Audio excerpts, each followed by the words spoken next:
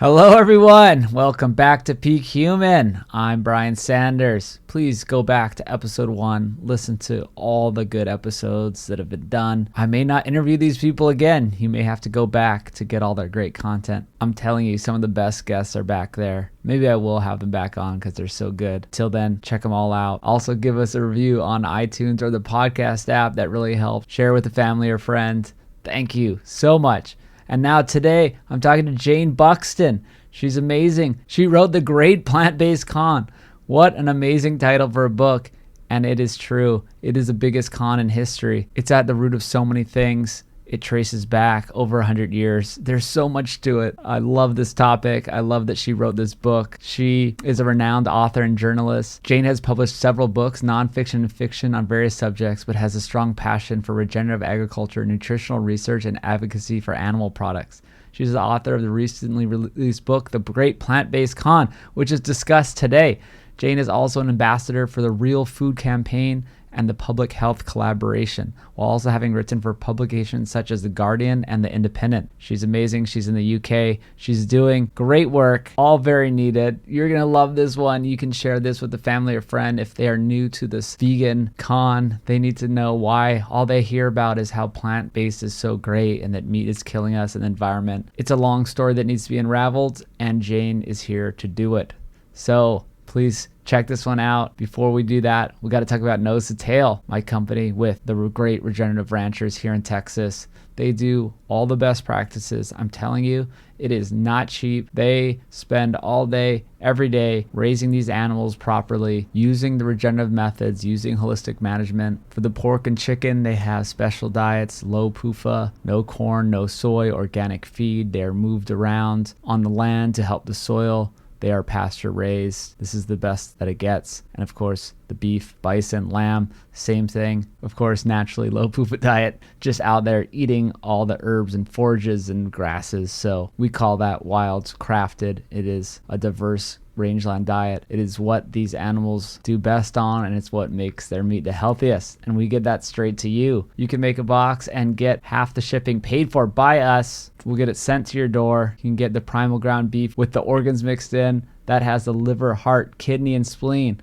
It has 25% organs in it. I just heard that some of the other competitors have a similar product that only has 3% organs. We have 25% organs in the primal ground beef and 10% for the primal light, in case you want a little bit less of those organs, or you want to eat it more often, or maybe you don't like that organ flavor, even though you can't really taste it. So check that all out at nosetotale.org. We have the biltong. We've got the livervores. The livervores right behind me here. It has 30% liver mixed in. You can get liver on the go. I'll take this one on my flight soon. We also have the other biltong. Great flavors. Air dried. It's soft. It's not chewy like normal beef jerky that's dried at high temperatures. It doesn't use any nitrates or any sugars, any funny stuff. Just some vinegar and some low natural heat. Get that at nosetotale.org. We also have the skincare. We have the skin food in stock. We have the soap in stock. Pretty much everything's in stock for once. Get it while you can. We have free shipping options. Go to nosetotale.org and check it out. Also the seasonings and the hats. So many good things. You can order it online, and now you can even get it in Austin so soon. We're going to be at KetoCon. I'll have a booth at KetoCon. Come say hi at the Nose to Tail booth. I will be doing my presentation that I mentioned in this episode, exposing the $1 trillion agenda against red meat. Jayne's book is really helping me prepare for my presentation. There's a lot of history there. I'm going to go through all of it and why we have this idea that red meat is bad. It's crazy. So we'll also be in Austin at the Sapien compound that I've been mentioning. Construction is underway. We're having an event to celebrate KetoCon and the Sapien compound, July 7th, Thursday. Look it up. Get it on the Sapien newsletter. You can find out more on my Instagram or the Sapien newsletter if you sign up at sapien.org. I don't know how else to post this invite to people. You have to sign up for the newsletter or follow me on Instagram or Twitter or Facebook, but you can come to the Sapien compound event, even if you don't come to KetoCon. This is on July 7th, Thursday. We're going to have a little preview event. So excited about that. We'll have local meat for sale. We'll have all kind of events at this compound. We have an outdoor gym. We have a cold plunge. We have a sauna. We have a barbecue area. We even have a fire pit. So check that all out if you live in Austin or if you're in town. And now let's get on to the episode with Jayne Buxton. Hello, Jayne Buxton. We are going live. How are you today? I'm very well. How are you? I'm great. I'm great. And you're calling in from where exactly? I am in the deepest countryside in England. It's a very hot day. I'm in Wiltshire at the moment. That's great. Yeah, I'm here in Austin. Very hot day. Very nice. I love it. And we're just talking about you moving around a little bit while someone is in your home for a tennis tournament. But That's we right. won't get into that. That sounds cool. But you are doing promo for your book now, which is amazing. Your Yeah. book is awesome. I've been reading it every day. I can't get through it because look how big it is. Yes, I know If it. you're watching the YouTube version, it is a huge masterpiece. Been reading it out in the sun. I get my vitamin D and I read for an hour out there. But I have read enough to know it's good. And we've talked. Actually, I was interviewed in the book. When was that? Was that a year ago? That was 2 years ago, 2 years Brian, ago. nearly. And it was quite early on in the research process for me. We're in the middle of it. Mm-hmm. And then the book was actually going to be published last summer, but then we had to take a breath because of let's say some legal concerns Mm. around some of the content. So we took a look at that and spent some time making it safe. Is all I Mm. can say very discreetly. So that's why it's taken this long. Oh, well, I think it's very quick because I've been making a film for 5 years Right. and things take such a long time. And I'm sure we're going to have to go through that legal process and it'll take even longer to review that. Yeah. Yeah. Nothing's fast. You're right. Well, it's called the Great Plant-Based Con. So if I didn't say that yet, I'll say it now. If you're not watching on YouTube, you won't be able to see the cover, but it is what we're trying to do really with Food Lies, right? It is a comprehensive, what do you call it? It's a compendium of, it's like magnum opus, I'd call it. No, it's Yeah. bringing it all together into one place. That's right. And one of the analogies, which is quite helpful to me, that a reader kindly provided early on, was that I'm dismantling the engine of plant-based advocacy. In other words, so if you think of what a car engine is, you look under the bonnet and you don't really understand how all the parts fit together if you're a layperson. But you know they all fit together and you just have to figure out how it works. That's really what I'm trying to do with this argument, because there are a lot of things I cover in the book that some people might think, oh, why is she talking about that in a book about plant-based diets?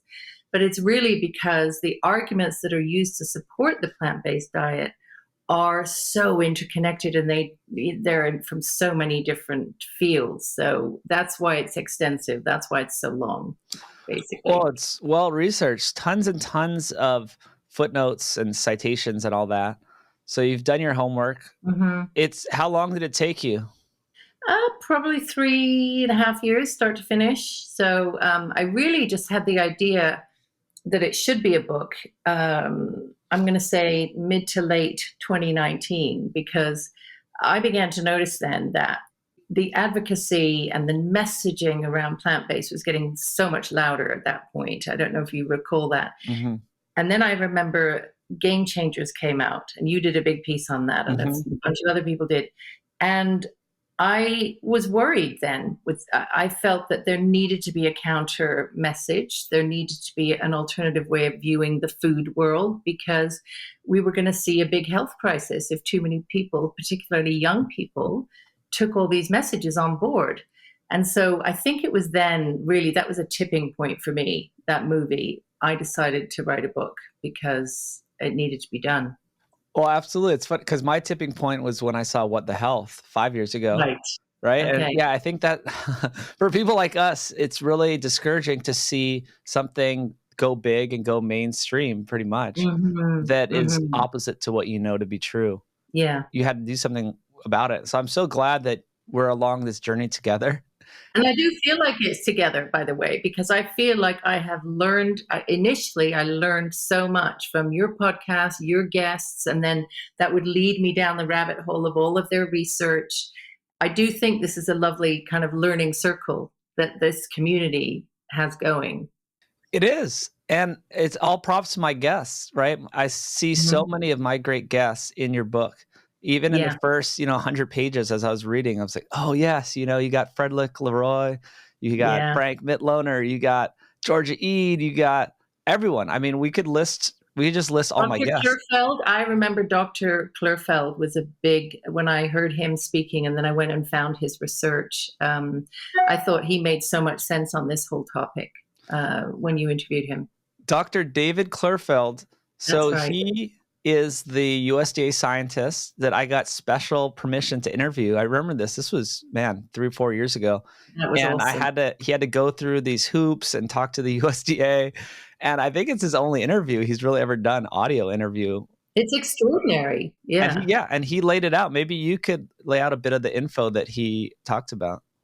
Yeah. Well, I think it was, he was revealing that the science that underlies the idea that meat is bad for us, meat causes cancer, is not really reliable science at all.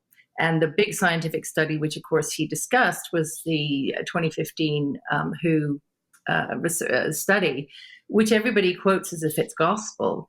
And so he revealed that much of the research that was put forward that was reliable and was RCT based was not covered. That it was mostly epidemiology, and it wasn't even conclusive epidemiology, and that there was disagreement amongst the scientists on the committee, and it was not a unanimous decision that meat was dangerous and was going to cause colorectal cancer. So I think he laid it out as diplomatically as he could, and just said, look, I think to people listening to that, it should just make them go and read more about that paper, go and look at the critiques, and then decide whether you believe what the WHO has to say. Yeah, the WHO. Yeah. He was on that they called it a working group, and that was hand selected by the WHO. We have to go farther back. We will get into some things in this podcast about why would the WHO have an agenda? And, it's super hard to unpack all that and figure it out. It is. And I'm doing a whole presentation on it at KetoCon coming up. And it's so much research. You have to tell such a long story to get to the part where you can let the audience understand why would these big government forces and world institutions and organizations be on this side. You can't just explain it. Hopefully we'll get it done in the next 85 minutes. Okay. But we'll try. He also mentioned they picked it and they wanted a certain result, and somehow he got on there, even though, he's just a normal guy, right? He's a very balanced diet type of guy, just a standard USDA scientist type of guy, but he actually is for science. Luckily, he wasn't going to bow down to the biases. And that's what he mentioned, is that the other people in the group were vegans and vegetarians. It was straight from the horse's mouth. It was just cool to hear him talk about it, where he would tell his little anecdotes of them, going to lunch and they were all, he noticed they're all vegetarian, vegan, or he would ask them something and they're like, oh, no, we're vegetarian, Yeah. No, it was I was amazed that he was able to say that kind of thing. And did he get any pushback from anybody? I don't know. I haven't talked to, actually I did talk to him once since I emailed him about something, and he was helpful and didn't say anything bad about it. But maybe we can start from the super high level. Okay. Your book, it's great. So people know I interviewed Lear Keith, who you mentioned as well, and interviewed. She's an amazing book, wrote The Vegetarian Myth, wrote a book that had 3 main sections, and it first attacked the health, then the environment, and then the ethics. And I don't remember if that was the order, but she did a great job, right? So those are the 3 pillars of the vegan arguments. And in your book, you'd go do the health, you do the planet, then you say who's advocating for these diets, and then how should we eat at the end. So maybe we can kind of go through all of those sections as we go. But maybe, if possible, we can start high level. I don't know if that's going to work, but what do you say to people? And also, I've listened to some of the interviews you've done. You've done a couple so far. I found one in the UK, and I found a vegan response to that. Some radio show. I found it on YouTube. They did, the head of the vegan something society called in and tried to debunk you. Did you listen to that one? I've heard a couple. I don't know if I've heard that one. I heard one just the other day. It was somebody from Ireland. Was that the one? I think it was, yeah. Yeah, and I found that she was mixing up her arguments and conflating environment with welfare and all of these things. And I think that does tend to happen a lot. And it's interesting because this whole advocacy movement for plant-based really started out on an animal welfare front, right? And then when it was discovered or it was proposed that this would also possibly be good for the environment. And by the way, it's also good for your health because saturated fat, yada, yada, yada. It kind of created this three-legged stool, which is almost impenetrable and really strong, right? And that's why we're hearing about it so much, because it's got these three parts of the argument. It's almost, even if you attack one, they say, well, what about the other one? So, and I think that what's happened there, though, is that it has downplayed and kind of relegated animal welfare concerns to a back position in a way, which I think is a shame, because I think those concerns are genuine, and the way we treat animals in the farming system needs to improve. And I think we should be grateful for vegans for pointing this out, or for animal rights protection enthusiasts for pointing this out. But I think what's dangerous is when they mix up all the arguments together, so you can't even have a straight discussion about it. Yeah, it's kind of a moving of the goalpost type of thing. Yeah. Or it's like even a shell game version of the goalpost, where every time you go one way, then they'll bring it back to the other way, and you're never going to get anywhere. And I've done debates with vegans, and they were terrible. It was a terrible experience. No one gets anywhere, and they just keep shifting the discussion. And it's really interesting what you say is it's started as an animal rights thing. And I do know that's how it started. And initially, and this is where the foundation of these people's beliefs are. And same thing with the lady who called in. The first thing she talked about is that animals should not be eaten. And this is about animal rights. And then how did it really even start going down this bogus nutrition and environment thing? Because it's genius. However they made it work. Genius. Right? It's so genius because, yes, now it's entrenched in the beliefs of the world. Yeah, absolutely. And the how did it is really what I'm covering in the part 3 of the book, in a way, because it's not one answer to all of that, but it's kind of a bunch of answers together. So if you start to talk about the influence of the Seventh-day Adventist Church and how they influence dietary policy and dietitians, and then you add that to the Ansel Keys research back in the 50s that said saturated fat was the cause of all health problems. When you add just those two forces together, you can see how the health arguments came in to support. And then the environmental arguments is more recent, I think. And I can't pinpoint when we started to talk so clearly and definitively about the fact that cows were to blame for climate change, but it's more recent than those other two. It is. So I've been paying attention to this environmental thing. I think it happened around the hippie movement. It was like the 60s and 70s in the US. And the book Diet for a Small Planet, I think you mentioned that book. I think it was that era. I haven't found much further back than that, but it makes sense. It's interesting, actually. Each decade, it kind of just shifts. I feel like there's the plant-based advocates or the people against meat, really. It just shifts. Like it started in the 50s, 60s. You're talking about the Ansel Keys stuff. And then they're attacking saturated fat, cholesterol. Then it shifts to environment. Then it shifts to cancer. Then it shifts to ethics. Then it shifts to plant-based alternatives are better for all three. Okay. So I teased that we were going to get to the big picture. Yeah. Of the WHO. So I guess we can kind of go along our way. Let's get into more details of each one, though. And I guess we'll end on the big picture. Okay. So maybe we should start with the health stuff, even though the audience does know some of this. But let's go through the health stuff. Yeah. So as you'll have seen, and as you have done many times before yourself, I just kind of methodically went through looking at the nutritional realities of plant-based diets. And when I say plant-based, I had to be really clear here, because there's been a lot of confusion since the book came out about what do I mean by plant-based? Doesn't she like vegetables? What is she saying? Of course we need to eat vegetables, And of course I'm not saying don't eat vegetables. I'm saying plants only. And I think that plants only doesn't contain the right amount of nutrients. And I was kind of struck by how much language and the terminology we're using is confusing this issue. I read an interview with an actress who described herself as mostly vegan.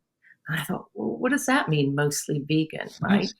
And I kind of looked down at my own plate because about half an hour later, and I saw that it was 3/4 vegetables and then some wild boar sausages, little sausages. So it was mostly vegan, Mm-hmm. but I don't say that. I'm an omnivore who eats a lot of vegetables and a decent amount of animal foods. And I think that use of that terminology, it struck me as, is she afraid to say she's an omnivore? Does she say mostly vegan because, that sounds better in today's day and age? But when I talk about plants only diets being deficient in nutrients, I really do mean if you don't have any animal source foods, you are going to be missing a bunch of vitamins: A, B12, B6, D3, EPA and DHA, those essential brain nutrients, zinc, iron. I mean, you could go on with a big, long list. And there's science behind that, and there's no questioning that. And in fact, when I was debating a vegan the other day at a book festival, he didn't even dispute that. He just said, well, you can take supplements for that. Mm-hmm. And his whole book was about all the supplements that you might want to take. So that is usually the fight back on the nutrient deficiency argument that you present. But it's not just those vitamins, as you know, it's about protein quality. And, plant proteins are inferior. Even advocates admit that they're inferior. So they're not as bioavailable and they don't have all the essential amino acids. And you have to eat absolute mountains of the plant proteins, especially combined in the right combinations, in order to get your protein quota.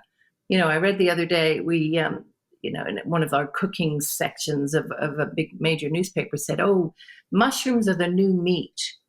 And I thought, well, that's so irresponsible, because mushrooms can't be the new meat because they have about 3 grams of protein per 100 grams, right?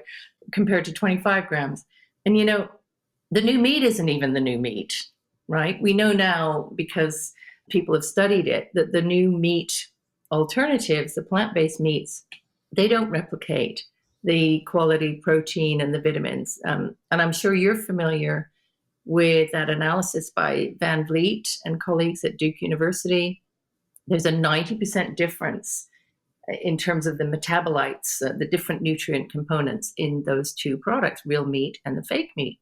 And now, of course, we have this lawsuit in the States, the class action lawsuit against one of the big plant-based meat companies, because they've been stating the protein component of their product. So I think people are beginning to wake up a little bit to the protein argument, and hopefully there'll be more of that to come. Well, that's Dr. Stefan Van Vliet, who's been on the show. People can go back to that episode.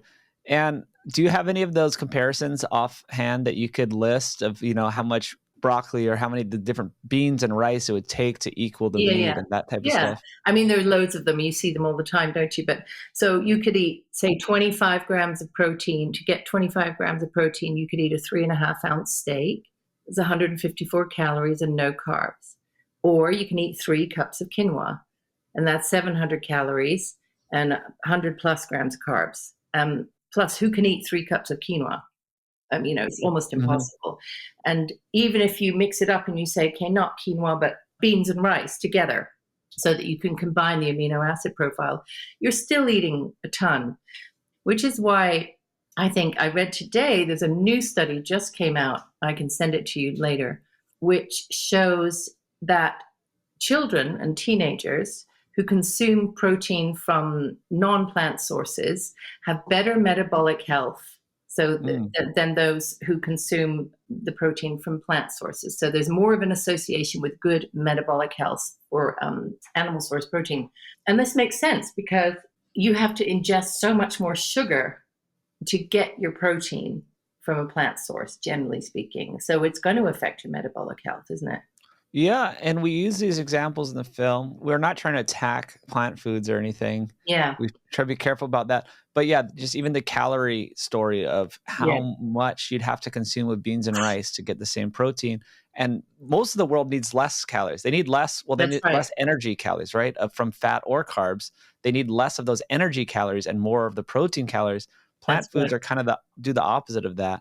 And I always say why the only successful vegans I've heard of are the ultra athlete type of people like Rich Roll that burn thousands and thousands of calories per day doing their sport, so Yeah, they can afford to eat all the beans and rice and low quality foods and that's still a good eke out point. enough protein. Yeah, that's a good point. That's probably what the defining factor is as to why they seem to do well when other people don't. Yeah. Yeah, there's only a few of them that supposedly do well. I still want to see their blood work. Still, I don't think I'd say they're doing. Maybe they are. I mean, they're fit because they're forcing it, right? They're kind of Hmm. really forcing it to work by Yeah, doing such volume of exercise. that's But right. Yeah. the whole plant as protein is just a wild concept. Hopefully I can like shake up people's heads. Like just the concept that people think that we should be getting protein from plants is sort of hilarious, right? It's like the plants are fine. This is what we use as almost like a backup food, a survival food in nature throughout history. We're talking about millions of years here. That's right. We didn't have all these plants. Like this is not, they don't form complete proteins. They're not, our body, wants to eat muscle meat and Yeah. organ meat and real fat. That's like how we can get the best nutrition. Like, isn't this just kind of a wild concept to think that plants are a good protein?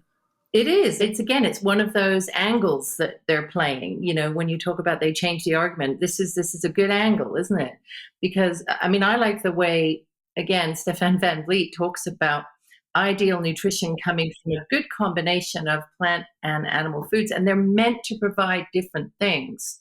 So they provide totally different array of minerals. And to get all your minerals, for instance, you need to eat both, unless you're going to take supplements. So I think it is wild that we think that we could get protein from plants, and it's instead of concentrating on those vegetables and fruits for what they actually can bring us. There's that whole excess. If you're trying to get your protein from plants or your minerals, which you'll be lacking, you'll overeat those plants, and then you get all these anti-nutrient problems as well, right? Which means you can't even use the protein that you're getting, and you can't use the minerals. So things like oxalates is a big one. Oxalates in plants like spinach, as your listeners will know, they're not a problem if you're only having some spinach, a little bit of spinach. And for most people, they're not a problem. But in huge quantities, if you're eating an oxalate smoothie every day, you're going to be in trouble, and we would all be in trouble if we all were eating that way. I've got in trouble myself from that. And I don't do that anymore. I don't eat many leaves at all. Actually, I just posted sort of this meme joke about eating leaves today. Right. No, I think there's plenty of good plant foods. I mean, if you're talking about your plate can be filled with plant foods, and I am still animal based by calories. Yeah. And then even though maybe I have a bunch of sauerkraut and, I have like pickles and some other vegetables on my plate, mushrooms, onions, these things don't have a lot of calories. Like for me, they add flavor, they Hmm. add like some more nutrients, but they're not where I'm trying to get my nutrition from. They're not where I'm trying to get my calories from. I'm getting my good nutrition from animal protein and fat. Hmm. And then maybe they do take up a big part of my plate sometimes just because they're spread out.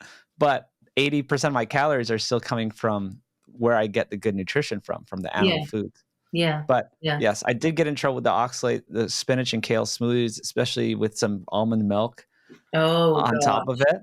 Yeah.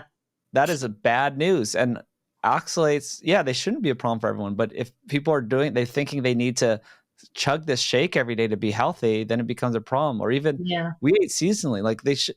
I think one of the biggest problems with anti-nutrients is we don't eat seasonally anymore. That's true. That is very true. And things like, Eat Lancet, the diet that they propose, their planetary health diet. And I hope we're going to get into them a little bit later as Mhm. well, because there's some interesting stuff happening with them recently. But all this nuts and seeds business that we're supposed to be getting both protein and nutrients from nuts and seeds. Well, that was only part of the year when we were hunter gatherers, finding those nuts and seeds. And there's also only so many that you really can and should be eating. Can you imagine trying to keep a child healthy on nuts and seeds? It's just Mm. insane, actually. It's quite insane. Yeah, and we should go into the anti-nutrient stuff a little more. People may know a lot of other people are doing good work on this, kind of spreading this info. It's like the Yeah. nuts and the seeds and the leaves. And these are the parts that are most protective of the plant. And they have to have these defense compounds in them. Mm-hmm. And for some reason, these are the ones we think are the healthiest. You know, a lot of people these days are doing kind of the opposite. What are the least anti-nutrients, or what is the plants protecting the least? Yeah. And those, I think, are what we've eaten throughout history more of. And it's the fruits, right? Even like non-sugary fruits like avocado. Not that we had avocado forever, but you know, these have they're less protected. And even just roots, like throughout even just the last couple thousand years, people would just be eating sort of just roots. That's you right. know? Right. And then, yeah, you could save some potatoes and some carrots, some onions. Like these are these classic vegetables that I eat. Right. Yeah. I'm not eating a whole bunch of leaves and seeds. I'm eating just some roots. It's like, I can get some carbohydrates. I'm doing some more whole food carbohydrates now. Yeah. Fruit and tubers. It's fine. Yeah. Yeah. Well, this is your whole area of expertise. And I know that you're digging into this in your film and all of your work. And you'll notice I don't even go into the history. I don't go into ancestral diets and whether we're meant to eat that stuff or not, because the book's big enough without me going into that. But even from just a practical day-to-day level, how can we think that eating that many nuts and seeds and trying to get protein and minerals from those things is even in any way practical? It's just not. So you mentioned some of it too in the book, that it's the block absorption. That's right. Phytates or oxalates or any of these anti-nutrients, they block absorption. Do you remember any of these kind of famous studies? I know there's the oyster one. There's the oyster one, yeah. In fact, Dr. Georgia Ede was the one that brought that to everybody's attention in the beginning. But even the WHO recognizes this, because their recommended daily allowances for zinc, for instance, is I think it's 1.5 to 2.5 times the regular allowance in those countries where they're eating phytate-rich foods, right? So when they have when they don't have a lot of meat in the diet, they've got to eat twice to 2.5 times as much zinc to fight that anti-nutrient action. So I think when the WHO, they do, on a fact level, they do acknowledge these things, and then their arguments sort of get lost a little bit. But on a fact basis, this is the truth.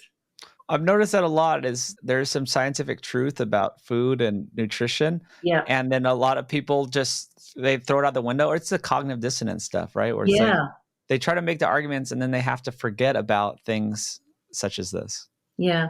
And some people want to forget about them. You know, a lot of the pushback to my book on Twitter and various other places has been to say, I don't care about the nutrition. I'm doing this for the animals, and that's my sacrifice, right? And I feel like that's a kind of honest way of approaching this. I'd rather deal with somebody who is honest about that than somebody who ignores or lies about the health risks. You know? Exactly. And if it gets to that point, then I don't even know how to argue with someone. Well, you can't, right? You can't. You're just like, well, you should probably be more educated about your health then, and what the long-term consequences are of these decisions. Because I've met a lot of people in person over the years that have had terrible stories, terrible health. They've been put on a vegan diet by their parents for so long, and they have every condition, just a laundry list, like actual pages of conditions these people have talked to me about, and it sounds so bad. And they heal by just actually going very animal based. Yeah, that's usually what happens. The flip flop, isn't it? And what I find sad is there's a vegan influencer. There are a bunch of them like this, but there's one in particular. I'm not going to mention his name because I'm not out to get him or anybody else. But he's flip-flopped many times on the whole going vegan, not going vegan. Oh, yes, it's not good enough nutrition. Yes, it is. And this is a public flip-flop. And I think this is that is an absolute prime example of just how difficult it is if you've started out wanting to be vegan because of the animal issues and because of compassion to animals, and you're faced with these nutritional realities. It does create a big, big dilemma, and that's being played out. It is. And we should finish off the nutrition stuff too before we move on. Let's do a higher level view, because I hope my audience knows about the saturated fat and cholesterol story. Yeah. But I want this to be a good episode on its own where people can find this one and learn, the whole story here. So let's talk about, the Ansel Keys stuff, and like how we even thought that saturated fat was bad. I'll preface it with, we've been eating animal foods for all of history, and fat and butter and animal foods have always been the most prized foods, and people have worked to afford them, and families' dinners revolve around them for all of history until something around the 1950s and 60s when that started to change. Yeah. So Ansel Keys, as you say, he really started something there with his 6-country study and his 7-country study, which showed an association, a supposed association between different countries' intake of saturated fat and then cholesterol with heart disease, and then saturated fat with high cholesterol. So these were associational studies. And as the story has been told many times, that when you take a different set of countries than the ones that he took, which in fact 2 researchers did take, they took 22 different countries, you can get a totally opposite association. So that was the beginning of the difficulty, was that the association was only it was from some cherry-picked countries. Now, they had reasons for picking those countries, I know that, and they will defend that. But it still painted a very skewed picture. But I think what's really important is what happened afterwards, which is in the 2 decades afterwards, despite evidence coming in which countered that original theory, it persisted in the public consciousness. It persisted in the dietary advisory bodies, in the USDA and the dietary guidelines committees and all of that, and similarly over here. And that is the real sort of crime, is that nobody was willing to admit this slew of studies that have come in, and I cover them all in the book, and other people have written about them too. But the Minnesota coronary study, the Sydney diet heart study, just 2 of the bigger named ones, which showed that there was nothing to fear in saturated fat. It did not cause more heart disease or all-cause mortality or heart disease mortality. So it's the refusal to believe that, which I think has left us in a really bad place today, because people still, whenever you have an argument with somebody who thinks plant-based is best, it's always, well, saturated fat, of course, is much lower. That has to be good. So I don't know when that's going to be overturned, but we do have more and more scientists speaking out now. And of course, the Cochrane reviews, which are the gold standard reviews that are done, there have been 4 of those done over time, have not found a link between saturated fat and coronary heart disease and mortality from coronary heart disease. So the data is there. It's just a question. We just have to keep asserting that data, I think. Yeah, of course, there's no correlation. It wouldn't make any sense. And this is how science works. I always go back to Thomas Kuhn, The Nature of Scientific Revolutions, I think it's called, where the false, trivial, obvious. You've heard of that? That's exactly right. I love that. Yeah. False, or that science changes one funeral at a time. I don't remember who had that quote, but I mean, that's just how it works. And I guess we just have to live through this time in history. But yeah, the false, trivial, obvious is first, they just say it's false. Your new idea is wrong. Then they say, maybe it's right, but it doesn't matter. So that's the trivial. Right. And then it's obvious. We knew it all along. They'll always be like, oh, yeah, of course. They're even doing that stuff with COVID. They're like, oh, yeah, we knew it all along. We knew that the lockdowns didn't work. Like, no, you didn't. Right. I mean, I knew they didn't work. You can't, you know what I mean? Like, you can't control a virus by like locking people down. And they're like, oh, the data shows actually there was no correlation. So we see it all the time. That's just how the big mainstream stuff works. But there's also the money side. There is the money side, and there's also the media side. So in a way, it's hard to talk about this whole health and nutrition angle without referring to why do those arguments persist. Now, one of the things I did in the chapter on the media in the book is show a bunch of studies where the media reported them as being favorable to vegan diets. They would make you live longer. They would make you, have less chance of heart disease or cancer or whatever the headline is. In some places, it was less chance of dying of COVID, right? And those studies when you look below the surface of the studies, beyond the abstract to the actual data in the study, you realize that they do not say any such thing. But the media loves a headline, and they love whatever press release is coming out that says, oh, this is a chunky story. And so they publish these studies and the stories about these studies without checking them. And we have, therefore, this is what happens, one step at a time, one newspaper story at a time, reinforces fear of animal source foods, fear of saturated fats, and all hail the power of the plant-based diet, right? It's just repetitive every single day. So I think our journalists, it would be nice if they could do a little bit more interrogation would help matters, I think. Well, they won't. I mean, they're not scientists, but some of them are, like Nina Teicholz and Gary Tobbs. Oh, of course. They're the good kind. Yeah. The good kind that actually do a lot of scientific work and real journalism and spend a decade doing it. Yeah, that's right. But yeah, no, it makes sense too. So part of this is the messaging, the consensus messaging, and then the media is just going to go along with it. So I get it. Even if they didn't understand the science, or the article or the paper didn't say what it thought, they know that there is this plant-based narrative that is going on right now. Yeah. And so I get it. Like, part of this is there doesn't need to be, people think it's like this grand conspiracy. And I think I've heard you talk about it too, that it's like the big con. You call it the plant-based con. No one's saying that there's, someone orchestrating this all on the worldwide level, but you can see how it all comes into line and works because there are these narratives. And then if people latch onto the narratives, they know they can sell more papers or get more clicks or make more money.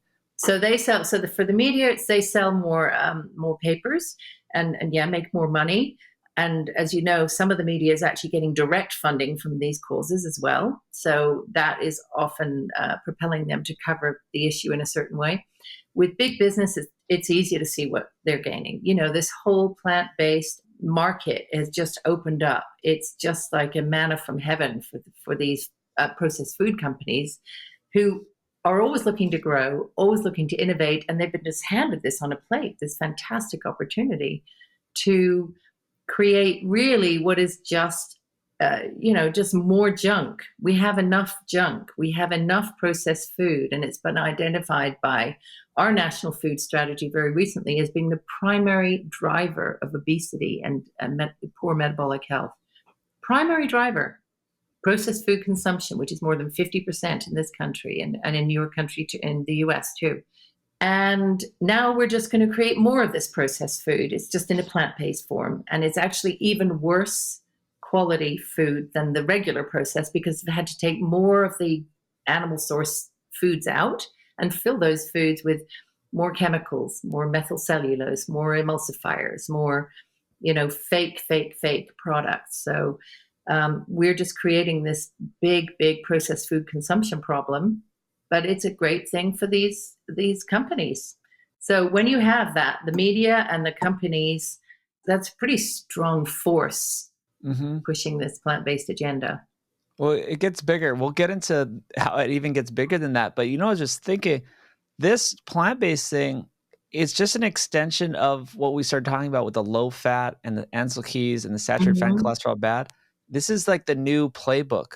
Yeah. So people may have heard of this, that, this is not a new concept.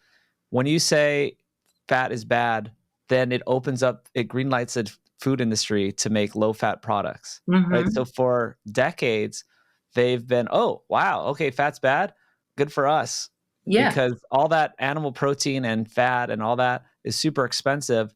And now if we just take all the fat out, or use vegetable oil instead. Way cheaper, way more shelf stable. That it actually even works better with the composition of the formulas to make these food-like products, and they stick together better, and they're using all these different seed oils. So huge boon. That's why it's been, this message has not gone away, right? Because it's like they're funding all these studies, they're making so much money, they want to push this forward. So there's a very clear reason why you said science just needs to change. The studies are out there. Well, they're not gonna, no one's gonna talk about them because there's such momentum behind the big industry. And that's now right. The plant-based thing is just a next iteration of that, actually. Right? It's the same thing. right? It's like, oh, well, Corporations they're simple beings. I spent 15 years as a management consultant working day to day with corporations, trying to solve their problems and help them get into new markets and all of that kind of thing before I became a writer. And I know that the corporations are motivated by one simple thing. Yeah. Well, two simple things: growth and profit. And growth is really essential. You don't grow, you die in any industry. And so, yes, you tell them they can do it with low-fat products. Great. We'll pivot that way. We'll go that way. Now we can do it with plant foods. Fantastic. We'll get on board. All our messaging is going to be lined up. They're very good at being consistent with their messaging. So they're just being given free rein to do what they know how to do best. And one of the Henry Dimbleby, who is heading up our food strategy here in the UK, he has said, even if they want to do the right thing, these companies, they feel hindered by the competitive environment. So they can't do it alone. So it really is up to governments to legislate to create that even playing field, really, if we want to have them make better quality food and food that does not follow a narrative, a false narrative. I was thinking the new plant-based trend, it's even worse nutrition than the low-fat trend, because the low-fat thing that was like 40 years of our life, at least we still had the animal nutrition baked in there, right? Yeah. So they do like the yogurt and then they take out the fat, but at least we still got the protein from the yogurt. And calcium and stuff. From animal foods, yes. We get the animal source, bioavailable protein, calcium, nutrients. Now we're in a real bad spot because now all of that's going away. So we are in a real bad spot. And there's certain things which just strike you as frightening and nonsensical at the same time. So we live in a world today where 2 billion people are anemic, right, around the world.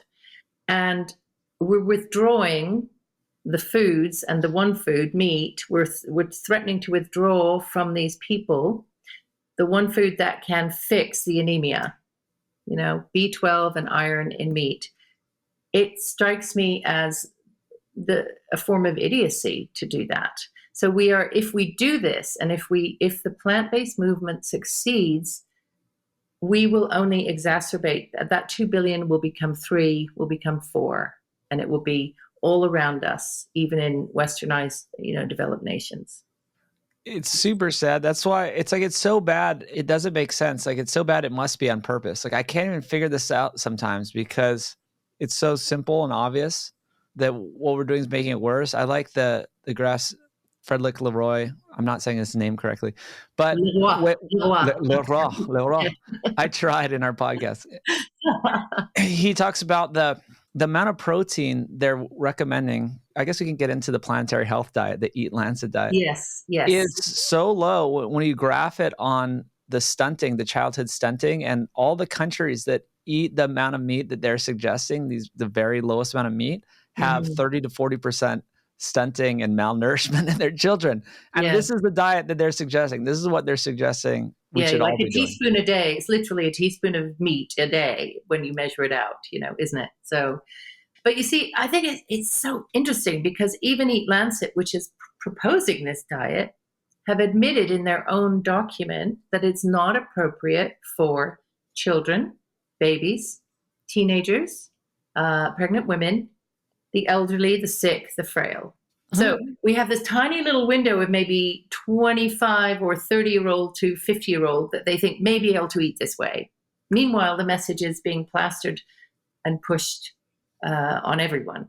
So I think there's this huge disconnect within these organizations themselves. So they don't recognize the inconsistency in their arguments. And similarly with the WHO, there's one part of the WHO which is tracking anemia, for instance, or zinc deficiency, or all those things, and reporting on those, but it's totally separate from the part that's supporting the withdrawal of meat and from our diets. So it's this disconnect, and the fact that these are large organizations, they're not internally consistent. That is the danger. And that's why it's important for individuals like us, like normal everyday people, to understand that these inconsistencies do exist. We have to stop being so trusting in these pronouncements from these large organizations. The problem is it's so hard to break it down, and that's why your book is 500 pages. And Yeah, that's why Food Lies turned into a 6-part series and took 5 years. that's Is you right. can't just simply refute their No. arguments in a little pamphlet. And I've noticed all the arguments they use, the vegan arguments in general, it sounds so good on the surface, Yeah. right? It's just like, oh yeah, eat meat. You're not going to kill animals. It's healthier and it's going to help the environment. Like if you don't look past that, you're just going to believe it. And so many people, they have this great edge, this Yeah. huge competitive edge on it because it sounds good.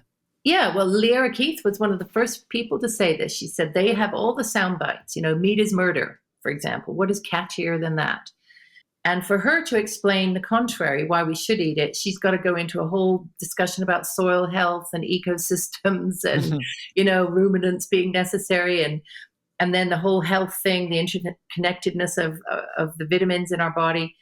So it is impossible to make that really extensive argument. And in fact, what I'm noticing with the book out there right now is that it is suffering a bit for that, because if you look on Amazon, the reviews are either 5-star or 1-star. Okay, not much in between. There might be one that's in between. And the 1-stars have not read the book. It's very clear to me. What they've done is read maybe a chapter or read the title and decided, no, I'm not buying this. This is terrible.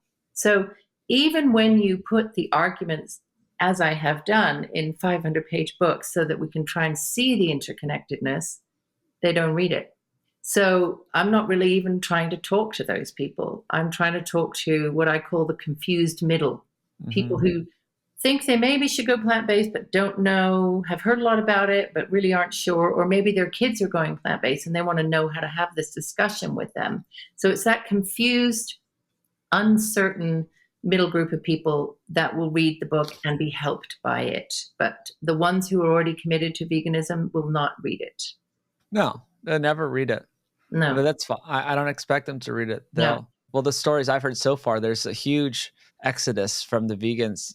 Then they lose their health and they have to have their own health problems that are extreme enough, like Leora Keith. And then they'll kind of change their tune. It seems like it's sort of this revolving door though, right? It's like there's always a new fresh batch of people that are That's young right. enough, right? Yeah. And they do okay for a while. And then they fall out of it. They like, I'm never going back. They have all the horror stories, but there's just a constant and the young women, we know that most vegans converts are women, right? And they're young but all around the world. And I noticed this when I was at a book festival last week debating this vegan author. He was a young man in his late 20s, I think. You're probably familiar with him. And at the book signing afterwards, and I gave a talk on nutrition as part of my presentation. He didn't give a presentation. He just attacked mine, which was a kind of lovely, lovely tactic. But then when we were signing books outside, the people queuing up to buy my book were the parents, I would say parents, doctors, older people. All the people queuing up to buy his book and have pictures taken with him were young women. Now, these are the young women who are going to go on, if they're eating the way he thinks they should eat, they're going to go on and have fertility problems. They're going to have major health problems themselves. Their babies will probably have health problems. And it's only then that they may start to think, maybe it's not what it's cracked up to be. It's really sad. It's really sad because I've heard this story 1,000 times and it's going to take a tragic thing for them to turn around. And that's why I guess we're out here doing the things we're doing is because hopefully to like save these people from that. I am. That's one of my key motives. Absolutely. So we did a lot of nutritional stuff and I've done many episodes on the nutritional stuff and people can go back and listen. I always encourage people to go back and listen to my old episodes. Well, it's like an encyclopedia, all your episodes. I mean, you'd be very smart if you listen to all of them.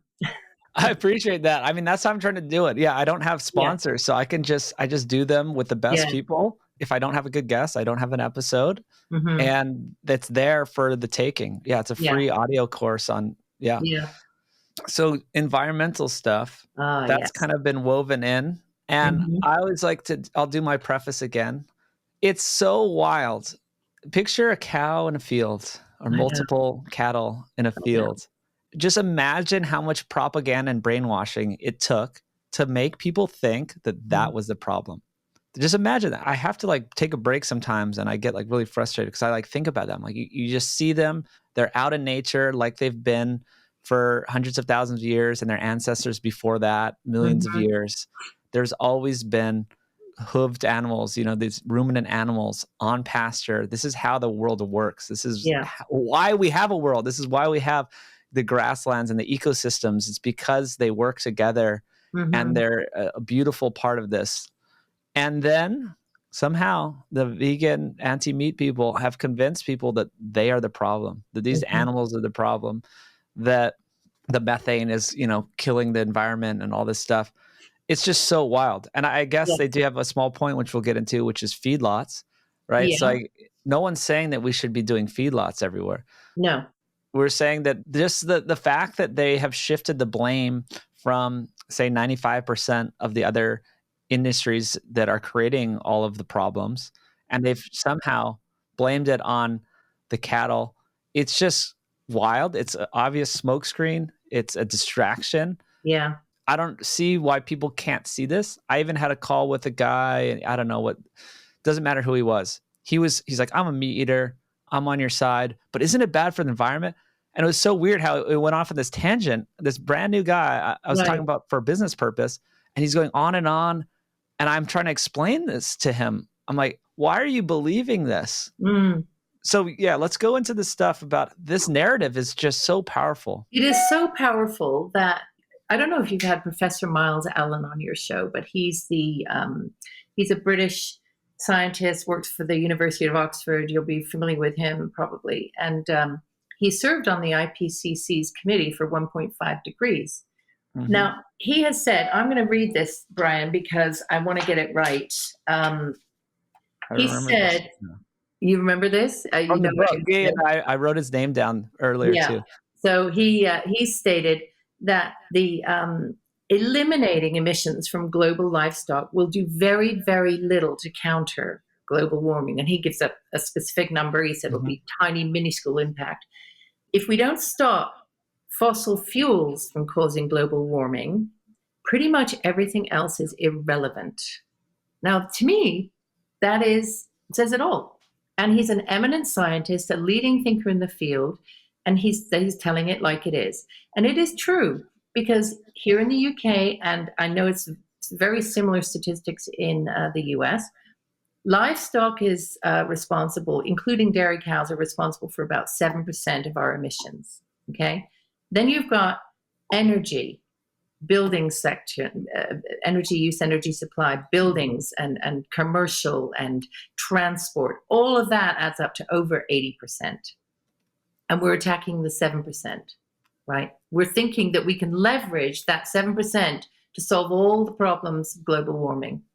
And it's nonsense. It's like rearranging deck chairs. It's absolute nonsense. And I think the reason people have latched onto it is because it seems easy. It's very easy as an individual to think of giving up meat rather than, say, not renovating your house, not adding that second bedroom or third bedroom, whatever you want to do, or giving up that flight to a holiday that you really want to go on. That's quite hard to do.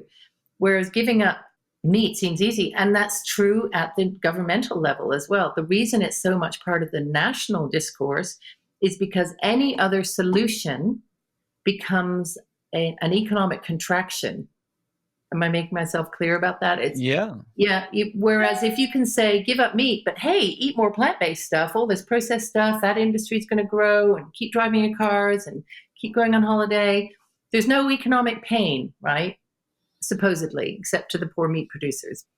So I think it's because it's doable and easy, and then you add the virtue signaling element on. Again, it becomes this impenetrable argument, which is why it continues in the face of the reality that Miles Allen has cited.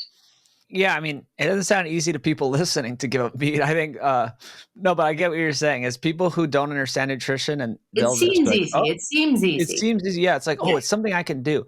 That's This right. is amazing propaganda they use. They always put it on the individual. I talk about Yeah. this for years in just even the food industry propaganda, just saying it's all about calories, and Yeah. Coca-Cola made the whole consortium, and Gatorade. It's like, oh, just eat Yeah. less, move more. It's your fault if you're overweight because Mhm. you didn't exercise enough, right? It's all Yeah. this gaslighting technique to put it on you Mhm. instead of put it on them and their bad processed foods. So Mm. they're using the same techniques. It's like, oh, it's on you. You should just eat less meat. Mm. And then it's not us. It's not the 95% or the real Yeah. problem. It's on you because you're eating meat. And then, yes, you have a good point with the contraction or it's subtraction. It doesn't subtract from the economy for someone to switch from meat to a meat No. alternative. But if you don't take flights, if they're saying no one should travel, that does subtract from the economy. Or nobody should drive. I mean, how on earth would the economy survive without trucks racing across the country back and forth? So, I appreciate the difficulty. I do appreciate the difficulty of talking about climate change in developed capitalist economies. It's a huge problem, but the answer is not to look at the cows on the hill and think that that's going to help if we get rid of them, because it just isn't. It so we're getting up to the higher levels. We are. And I'm always interested in how governments work. And I go back, I'm just even thinking about the Egyptians and like the pharaohs and the Mhm. slaves and just these power dynamics are so interesting where these people at the top for all of history just have to make decisions. Mhm. For one, they have to just control the peons. And Mm. two, they always kind of just get the best stuff for themselves. Yeah. You know what I mean? It's like rules are for thee, not for me. And we've seen that Oh, a we've million seen it. times, Yeah. right? Yeah. Well, we've seen it recently with our government with the COVID rules. You're not supposed to socialize, but our government members were having parties all the time, so they've all been investigated for that. Well, It's same thing. Yeah, I used to live in California, and Gavin Newsom would be running around with no mask and yeah, partying yeah, and going to dinners while everyone else is locked up. This is just how the yeah, world works. I don't get yeah. why it's so confusing to people. It's confusing to me is why people still trust media and governments and stuff. And True, true. that's a confusing part. Everyone should it should just be well known that this stuff is not to benefit you. They're trying to keep you in line. They're trying to, yeah, if everyone, we don't have enough, amazing quality regenerative meat yet to feed the world. So, but we do have a whole bunch of corn, wheat, and soy, and it's subsidized, and there's all Yeah, these things going on. So just eat that. It's like the let them eat cake thing. It's just like, yeah, yeah. Let them have that. Yeah, exactly. It's a tough message, though. It's a tough message to say to people, no, you shouldn't believe that, and you shouldn't trust government, and you shouldn't trust dietary authorities and everything that they say. In fact, I got into a difficult position on one of the radio shows that I did because the interviewer said, so you're telling me you don't believe what the NHS, that's our National Health Service, is telling you? And I said, no, in this instance, I do not. And that is a shocking thing for people to hear. oh yeah, wow. That's the beginning of the red build process. Is when people start to understand that the nutrition stuff Yeah, is wrong. It's like blatantly wrong, right? So and yeah, people know everything. Basically, it's almost the exact opposite of yeah, everything they've said. that's And right. everything they've said, it's like it's all the cutting out the stuff we've always done, right? It's Hmm. cutting out the animal foods that we've always eaten, or even salt. It's like you guys are blaming salt when there's 10,000 new food modifiers, That's right. MSG, food colorings, additives, gums, this, all this, right? Highly processed Carbohydrates fat. coming out of our ears. Yeah. And you're blaming it on the simplest, you're blaming it on salt, you're blaming it on fat and Yeah. animal protein, like the things we've been just always eating. It's so wild. You realize the government and these recommendations are wrong. Then you're like, okay, where else are they wrong? Yeah. And I'm not saying they're 100% wrong on everything. Some things they kind of just, well, they're accidentally right on. Yeah. Or some things just, they need to organize some things, I guess, like to make a Yeah. freeway. Yeah. That's right. Yeah. They're good at that. Yeah. Yeah. Well, they're good at like spending way too much money probably on it or like Yeah. taking 10 times as long. Yeah. But okay, did you get to the highest level? Because I didn't get to the part of your book of who is advocating for all this. Of like, we're Okay. kind of getting to this. Okay, maybe the Well, we government talked about isn't it a all bit. right. Yeah. Yeah. So really, I mean, we talked a little bit about the media and what might be motivating them, and I think it's a combination of that the ease with which they can use these stories that are coming out of the epidemiology industry, right? It's just a constant flow of great stories for them. And then you have these clever little alignments between, say, The Guardian and the OPP, which is the Open Philanthropy Project, which has financed animal welfare activism for a very long time. So there's a direct monetary link there between the philanthropy for animals and The Guardian. It's a lot of money. It was $2 million that was given. So that's bound to sway The Guardian towards a certain type of story. Similarly, we have that with one of our television channels here. And I'm sure there are dozens and dozens of cases of that. And I was able to highlight just a few. And we've talked about, the business side of things. Obviously, it's very, very clear what food companies have to gain and why they would advocate for plant-based. I think maybe people are a little less clear about why pharmaceutical companies tend to sing from the same song sheet. And I don't know if you want me to go into that a little bit. Please do. That goes right back to the whole cholesterol debate and saturated fat again, because the pharmaceutical industry, in particular the statin producers in that industry, have dined off the fear of cholesterol for a very long time. And if you can link that fear of cholesterol with animal foods and animal food consumption, you've got a ready-made continuing market that thinks, oh gosh, I've got to get my LDL down. I'm going to take some statins, because doctors are, that's the first line of attack, isn't it? They put you on statins. So once you start to unpick that and you say, well, actually, should we be afraid of LDL? Here's the evidence which says you shouldn't, and that there are other ways to look at your overall cholesterol profile that will give you a better indicator of your health. Then that's a big threat to that whole industry. It's a huge threat. And it's a big threat to the new evolutions of those products, because even though the statins themselves are maybe some of them going out of patent, there'll be new variations on that, and they'll be wanting to push them to younger and younger people to take as a preventative medicine and all of those things. So I think the link between the pharma companies and plant-based messaging is more subtle, but it's there. It's there because that's what they have to gain. So I talk about that, and I talk about non-government organizations, these global entities, which you mentioned. What is motivating Eat Lancet? What's motivating the WHO, the UN, the WEF? Why do they all line up on the side of plant-based? Every single one of them. I bet you have a view on that. I have a view in the book, but do you have a view? Oh, I have lots of views. I just don't know if people are ready for them all. No, Yes.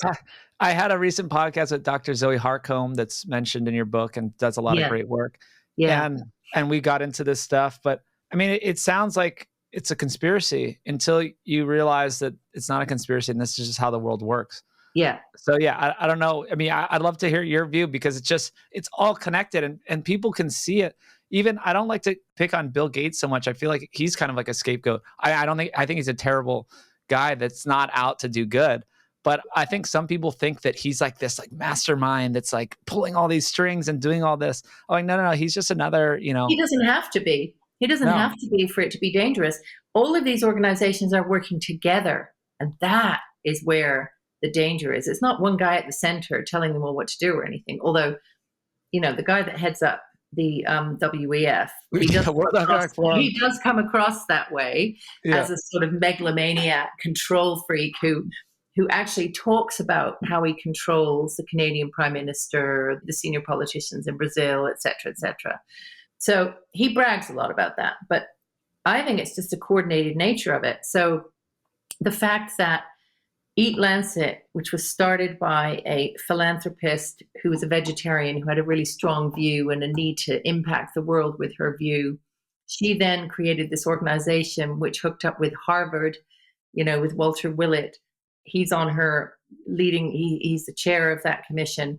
And then you get it endorsed by the WHO and the UN and the group of companies called Fresh, which forms this support for Eat Lancet.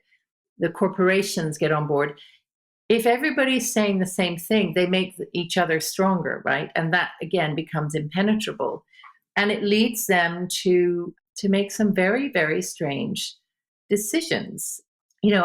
I said I was going to come back to Eat Lancet, and I want to because they've just announced 2.0. Their first plan, their diet with the 1 teaspoon of meat for everybody in the world per day, was attacked by a lot of scientists and nutritionists, and they got a lot of pushback, as you remember.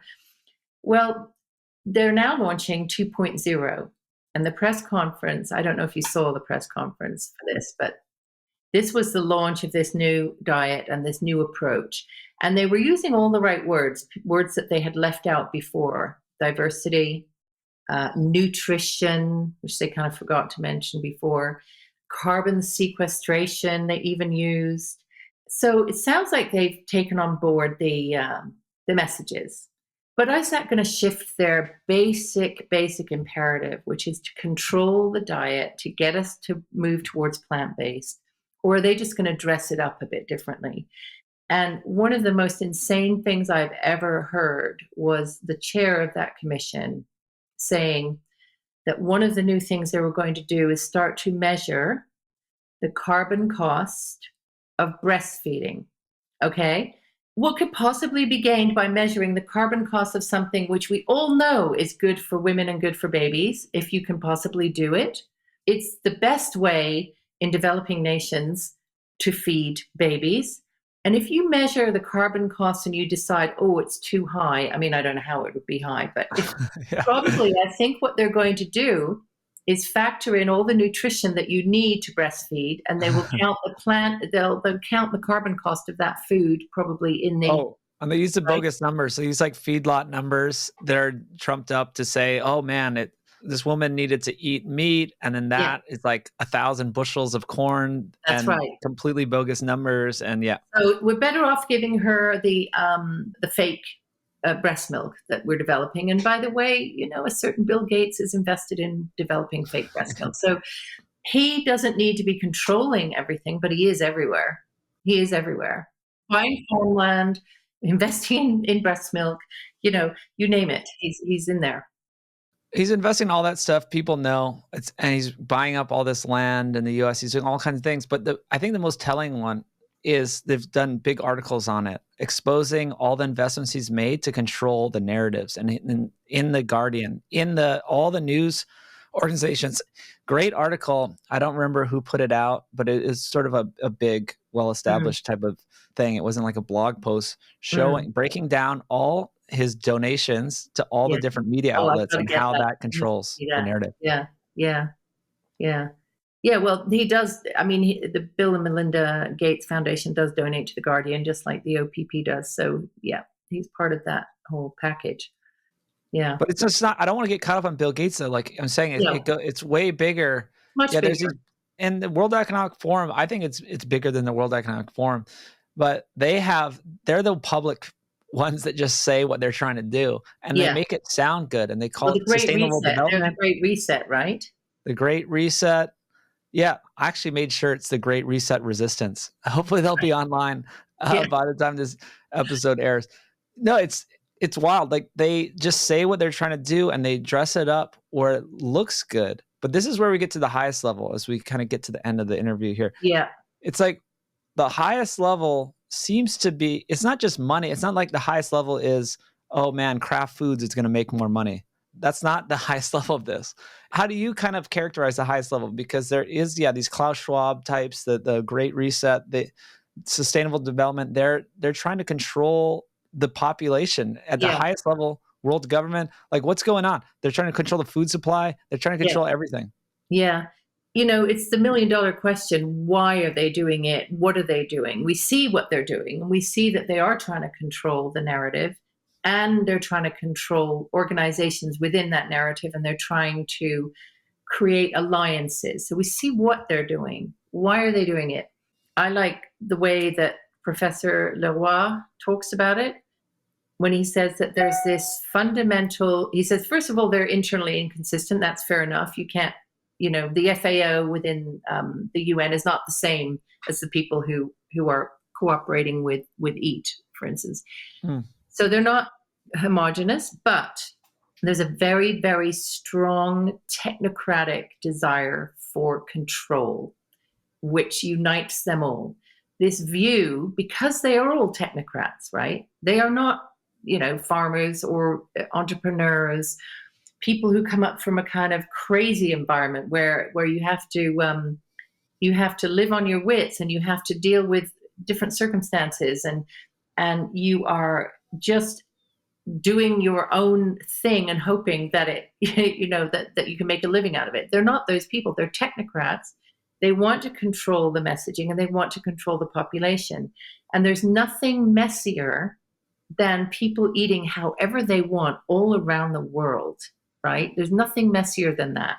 Cultural diversity, different health needs, different diets for different people, one size doesn't fit all. That is a terrible message for a technocrat. So I think they've drunk their own Kool-Aid.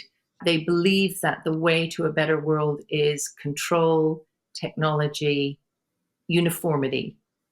And it's just a different philosophy, which I think is just fundamentally flawed. Yeah, it goes back to the rulers. It's like they believe themselves to be the rulers in a sense, and they believe that they know what's best for the world. And I get it, because everyone wants to be the boss. And if you get to make decisions, and then you feel more empowered, and you feel like you know the answers, and it's just like that on the highest level, that I think there are people like that they just think that they're going to make the world a better place. But it's a classic, you'll own nothing and be happy. They put out that article and that video, the World Economic Forum. It's like, this is their idea of the future. Yeah, you won't have to own a home. You won't have to own a car. It'll all just show up on demand. Yeah, it's all this techno future type of thing. Yeah. But it sounds all good until you realize, well, then who owns everything? Like, oh yeah, well, we do. But yeah, it's good. Yeah. It's great. It's good for you. Yeah. I mean, that's like the non-conspiracy view of this all. Is like, this is just what's happening. It's sort of natural centralization of power. And absolutely. And if we think, if we better wake up, because the next sort of iteration of that is controlling what we buy and watching what we buy, and using that to persuade us to change our behavior, and to punish some purchases and not others. So this chip in the hand that you can use to buy things, which has already been implanted into people in Sweden, this is not a conspiracy, right? This is real. You can go into a store, and you can literally, you don't need a wallet, you don't need a phone, you don't need anything. It's in there, and you can pay for stuff. And this will be pushed and rolled out as being the next great technological leap forward. And a lot of people will fall for it, I think. And they will think it's really easy and simple. You never have to worry about your wallet ever again. But it's just another way of tracking what we do, controlling what we do. And there'll be a huge price to pay for that. So we better wake up. Well, that's it. The food. That's why I'm pushed back so hard on the nutrition stuff. We just have to be careful right now, because if they keep saying that, yes, they keep on this narrative that animal food is bad and that saturated fat's bad, red meat is going to cause cancer, all this stuff, then soon enough, you can see where it's heading. Like even the social credit score, like that's not conspiracy either. That's happening in other countries. And you can see that that's where it's heading. So many things you can see where they're heading. And so people just don't put it together that, so yeah, what are the ramifications? Yeah, it sounds good. Sounds good to just pay for something with your hand. Sounds good that we could say, even put tax on soda. I'm not for taxes on junk food, because then they're going to say animal foods are junk food. Yeah. You know what I mean? Then it's like what you're saying. Okay, now you bought a soda. Maybe we think that's good that there was a ding on your whatever nutrition score that's tied to your social security number. But yeah, soon enough, then it's going to be, oh, you bought meat. Oh, that's minus 10. That means for your nutrition score. Now you can only buy that. Oh, you can't buy that for the rest of the week. Yeah. Yeah. It's frightening, right? It's frightening. And the only way, because it all sounds so good, and because all these organizations at a high level are coordinating with one another, and for some of them, it's just another pet project, a great technocrat-driven project. And it's left to us as individuals to put it together and say, do we want that? No, we don't. Or we want some of it, we don't want the rest of it. And I think the only thing we can do, Brian, is what we're trying to do now, which is to spread the message about real nutrition, about what food is important to us as human beings, we just keep having to keep spreading the message, because that's the only way that we can exclude food from that sort of whole social credit system that will likely be implemented. We do have to fight back. You can't just let it happen. And the solution is always on the decentralization type of spectrum, not anarchy, but like we need to just go away. Like it's sort of this war against centralization, right? Centralization of everything. And a lot of it is in the food system. Absolutely. So the solution, if you talk about the solutions, it's, well, I'll let you talk, but I mean, yeah, it's knowing your farmer and getting food directly from them. Well, I feel like a solution, tomorrow I'm going to a festival called Groundswell, which is an regenerative agricultural festival here, which is full thousands and thousands of farmers who are going the regen route. And they're so excited about it, and they're all learning, and it's days and days of speakers. And, Seth Itzgan is going to be there. Diana Rogers is speaking, and farmers who've had this experience of building soil health, using livestock properly. I had a conversation with one of those farmers the other day, and it feels like that movement is existing in a parallel universe to our government policy. So our government is saying one thing. We just had a new strategy out for farming, and it bears no relation, doesn't even encourage regenerative agriculture, doesn't even mention it. No relation to what's going on the ground. So you just have to hope that this on the ground activity is just going to be strong enough. It will make eventually the government policy look ridiculous. It will win.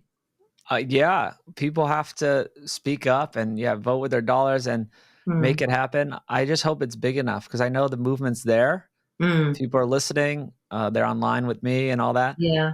But we just need to make it big enough so that we can push back, and we don't, the way things are going too, if we look at the health statistics of our world, it's just going downhill. People are just eating the processed foods. They're just going along with it. It takes a long time to learn about this stuff, and it takes more effort to go get the good food from the farmer's market. But we got to do it. Like it's no joke. No, that's right. That's exactly right. Yeah. Well, thank you so much. The book is amazing. I hope everyone gets it. It's not available on Amazon. You can pre-order. Can I clarify that? Because I noticed on your Instagram, I was answering a few questions. People said, where is it? How come some people have it and some people don't? I need to clarify that you can get the Audible and the Kindle version in America from Amazon America. It's the hard copy only, which has to be ordered for January. And that is one of the, don't ask me, it is one of these mysteries of the publishing world that I do not understand. But if people really want the book now, they can order it from amazon.co.uk and pay shipping. And a lot of people don't like to do that. But if they really want the book, they can get it sent overseas. That's probably a small price to pay for getting it like 6 months early. And I'd say absolutely, because people need to give this to their friends, their colleagues, coworkers, anyone who just doesn't get this stuff, who isn't obsessed with it like I am, and doing all this research. It's like just hand them the book. It's kind of, you're doing the same thing that Food Lies, the film, is trying to do. I'm trying to do what you do. It's put it all in one place. I think you and I are the two people I've found that are really trying to wrap it all up in a really comprehensive way and give someone one thing. Right. There's other pieces like Sacred Cow. You mentioned Diana Rogers. Great. Absolutely great. But it's like kind of just narrow. Well, she started it. It was groundbreaking to discuss what she discussed. And I really respect her work a lot. And she's now pushing that message beyond the book in a great way. But one of the things that I think we have in common too, Brian, is I'm not a scientist, but I'm an author. And authors, I'm trying to bring that information that I know is out there and put it into a story that people who aren't scientists can understand. And that was my goal. It was the translation of science rather than claiming that I am the expert who's done all these studies. And, my credibility has been attacked online by some small group of people because I'm not a scientist. But I think there's value in non-scientists writing about the science. I don't have a research grant that might get killed or a tenure position that I'll get slashed from. I have absolutely nothing to lose from bringing this message to the public, right? So I think that that's an advantage, to be honest. Exactly. And I have nothing to lose either. Yeah, I don't have a job. I don't have a research grant. I don't have anything. Mm. It's just these Yeah. are the only people that can do it Mm. because so many people, in the health or in the nutrition, if you're a PhD, not only are you have a lot to lose, but you Mm. also have to stay in your lane and you have to be Yeah, careful how you say things. And then they couldn't comment on agriculture if they're, you know what I mean? that's So it's right. like you do need people that are kind of these third parties that can come in and just put it all together. And Yeah. we both rely on the experts, and all we're doing is helping people discover these other experts' work and These putting them together. amazing people who do amazing work and have a different story to tell us than they're going to read in the newspaper. Yeah. Awesome. Well, yeah, so you can definitely get the audiobook now. You can get the Kindle version now. Great. Plant-based con. Could people follow you? I know you're on Twitter more than Instagram. Yeah, my Instagram is more my personal. I'm not big on that, but yeah, Twitter. They can follow me. They can contact me via Twitter to direct message. I take messages, and if people want to have a conversation, as long as they're not vile messages, I will read them. What's your handle? It's at Jayne Rees Buxton. The middle Rees is And the that's middle name. Jayne. Jaynerees Buxton. Yeah. Awesome. Well, thank you so much. And I hope people check out the book and hope we talk again. Thank you. Thanks. Great talking to you. Bye.